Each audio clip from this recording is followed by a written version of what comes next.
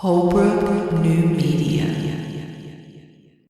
Welcome to the Holbrook New Media audio feed. We do audio, video, content creation, and that other stuff.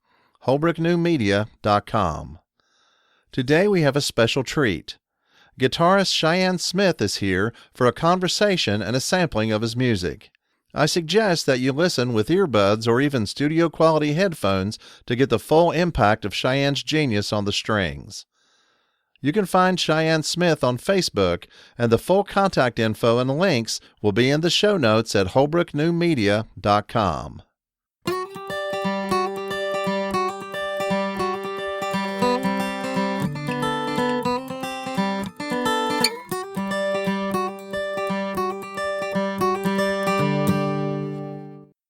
Hey everybody, this is Jeffrey K. Holbrook, and today we are with Cheyenne Smith, guitarist and music man extraordinaire. I don't know about all that, but we'll go with it. See, he's a modest man, so I guess I have to say it myself. But anyway, really appreciate having the opportunity to talk to him today, and just wanted to ask him some real quick questions and basically have a conversation. It's not going to be a strict interview. One of the things that I have noticed, I have watched you over the last few years. I've noticed that you've been, studying actually music theory, looking at the actual things. But then whenever it comes to your guitar playing and things like that, it's almost like you have this almost Zen-like ability to absorb these classic guitar fathers or whatever you would like to call them. What is your actual philosophy of music and making music? Oh, I appreciate that.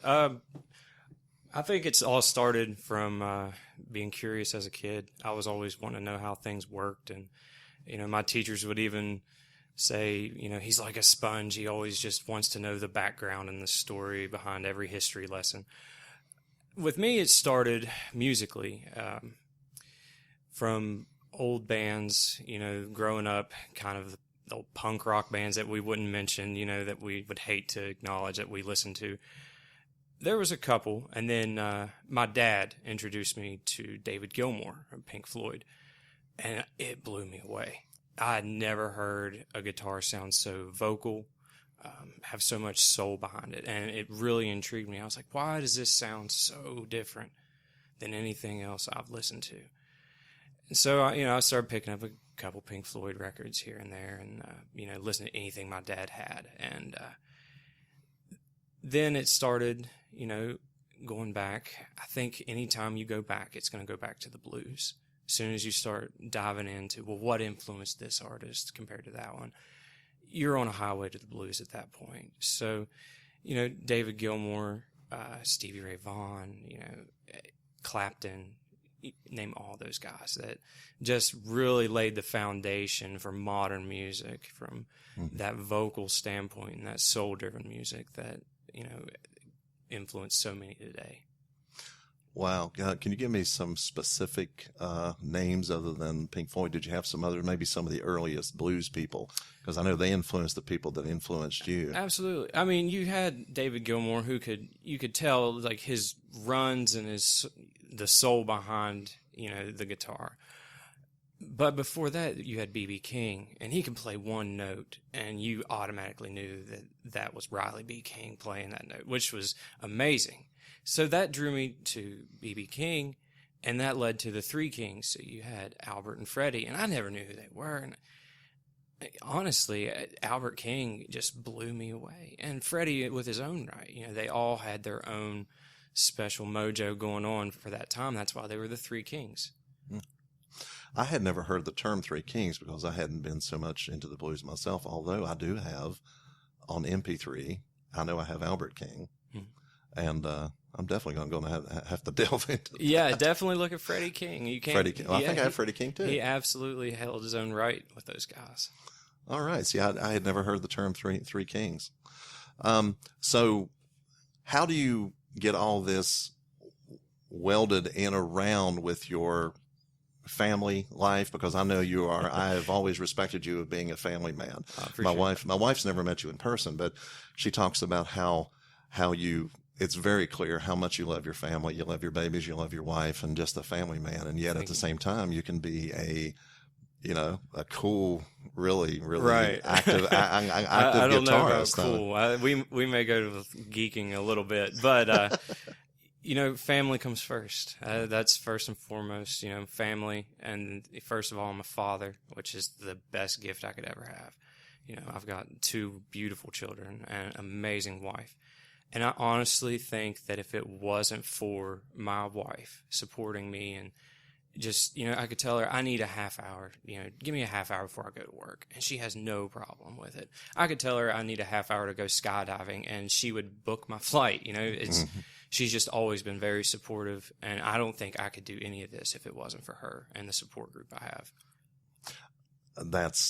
I love that because I have a similar relationship with my wife, and some people don't understand that, especially like when you go to work and the first thing to do is you're supposed to be trashing your wife in front of your buddies. Right. The no. locker room stigma. Oh, exactly. It's like, you're afraid or people are afraid to let other people know that they actually love their wives and really appreciate them, that they're a partner, not a slave to them or something like that. That it's I don't know, there's 2 people pulling the same cart, I guess it would be, instead of one person riding, the other person pulling them. Right. No, it's wonderful whenever you can allow yourself to have that type of relationship. And then the babies, there's nothing like them. They are just the best ever. Absolutely. The best, one of the biggest rewards in life. Now, do you think that I know your babies are very, very young. Are either of them showing any interest in trying to do the strings on your guitar or anything like that? No, I think my daughter, she's 1 and she's walking, and if I'm in here playing, she'll come and mess with the lights on my board or come up and hold the strings or something. But I think it's more of the flashing lights or wanting to know what Dad has. So I hope that they take an interest in music. As far as this next generation coming up, I really hope that there's more emphasis on music than just something that plays in the background.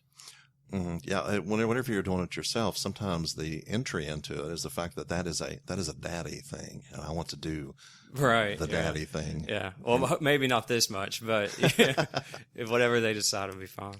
Well, now with your compositions and things that you're doing, how do you start? How do you do that process? Do you just sit there and just do what you feel, or are you following a formula or something that you've noticed, or is it just completely coming from your soul with no thought? It varies from day to day. Sometimes, I'll go in, I'll have a bad mood, or I'll be happy, and I can, after studying, I've learned how to let that out, on the strings and really attach myself to express what I'm feeling. As far as, composition, I've got enough gear that really helps me with, layering and looping is a better term, that would show that you can layer a chord progression and then you learn to play lead over top, which is something I'm driven more towards. Are you set up to where you can actually play something Absolutely, for us right now? Yeah, that we'll would just be great. We'll do a simple kind of like a blues. How about that? Sounds good. So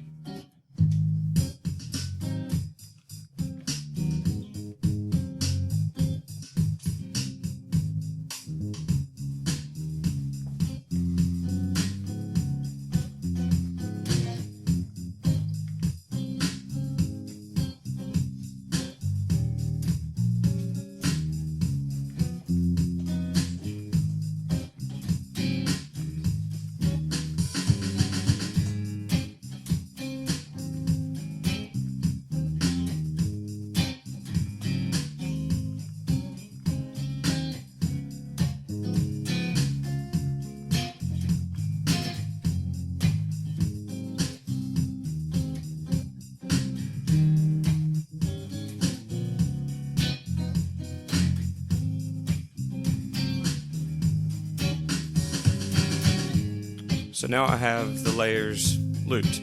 As far as the progression,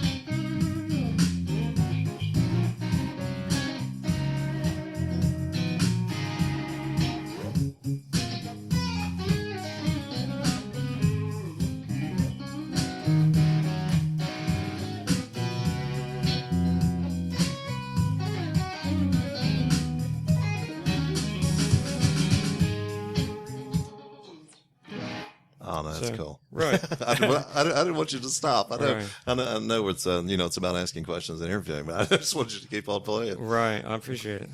So now, do you? I know you do the blues style like that, and I've heard some of these slower, different types of things that you've done. Yeah, something a little more melodic. Yeah. Do you mind?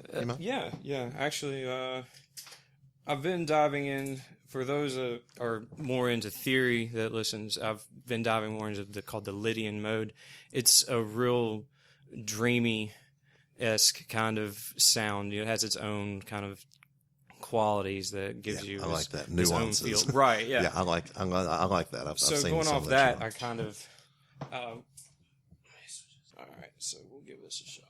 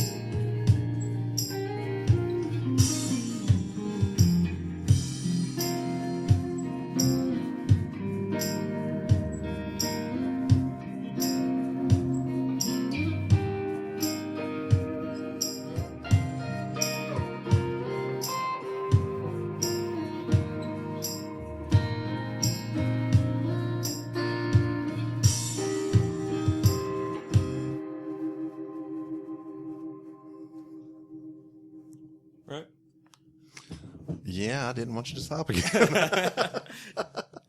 So, what other styles? Now, these are two main styles that you have there. Are there any other styles you've explored yet, or? Absolutely. I mean, I started more into jazz and jazz fusion. I think that's anytime you really start diving into music theory or actually just studying, you're going to wind up in jazz one way or the other. You're going to learn your major 7, your minor 7, your dominant 7, flat 5. It's going to happen, inevitably.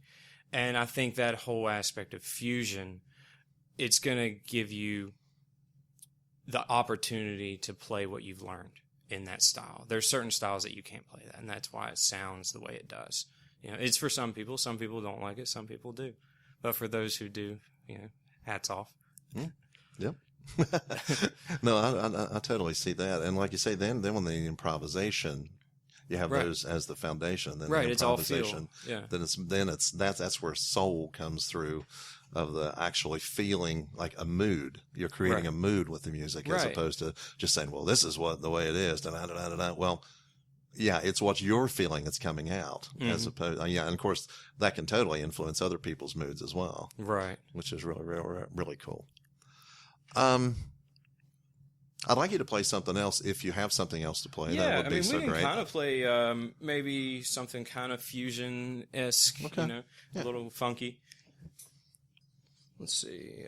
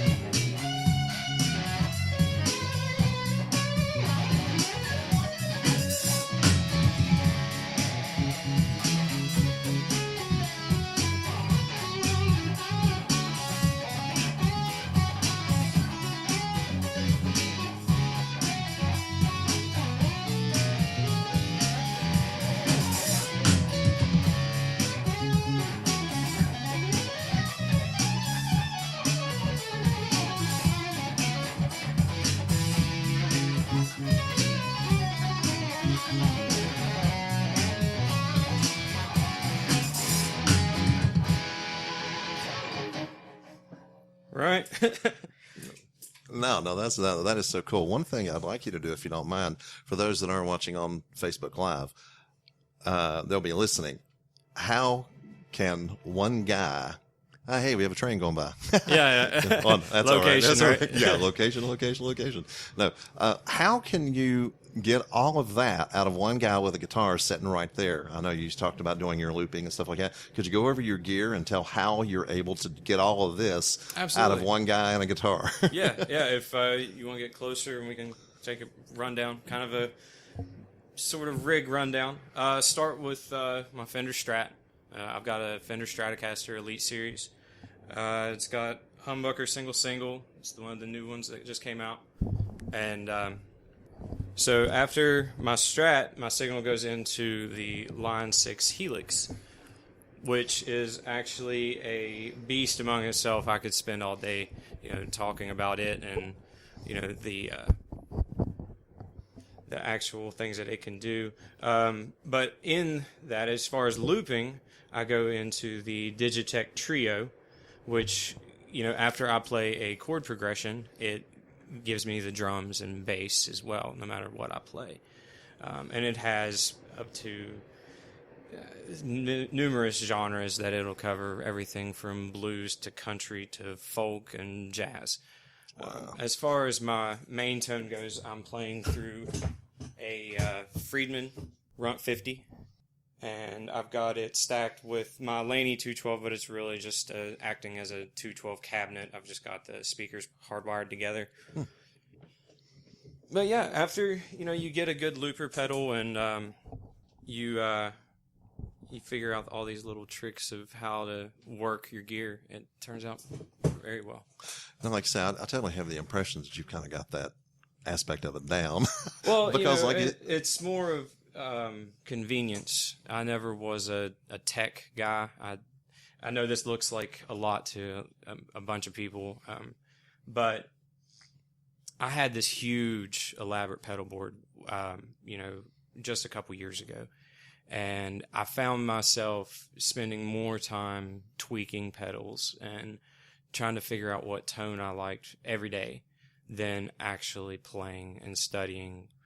So I was introduced to this by another podcast, and they were talking about how simple it was and how ergonomical. Which podcast was it? It was No Guitar is Safe, and it was that sounds actually the Pete Thorne episode of the No Guitar is Safe podcast, and he was talking about how he used the Helix, and it can do all the amp modeling. It can model numerous amps. They're upgrading it every day. It's something new that they can do with it. So electronically, you can go back and get the big stacks you saw in the 60s and Correct. 70s Yeah, on the just stage. You can just make it sound that way. I can take this one little board and put it in my backpack that I have, and I can take it to a small venue. I could take it to a church, and I don't need a speaker. I don't need anything. I just need a guitar.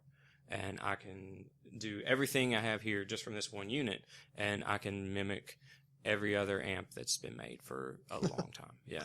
Wow, that's amazing. Yeah, it goes really deep into technology. But what it also does, because I am still very tone oriented, I like my ears to be pleased with what I'm hearing.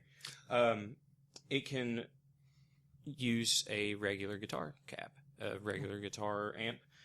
It does amp switching. And if you do have favorite pedals, for those guitar players out there listening, you have 4 options to keep your favorite pedals. You have 4 loops in there. So that way, if you have a favorite compressor or overdrive, you can use it and integrate it in with the Helix. And it saves your buttons on the pedals because you're using the actual Helix to turn the pedal on and off instead of the pedal itself.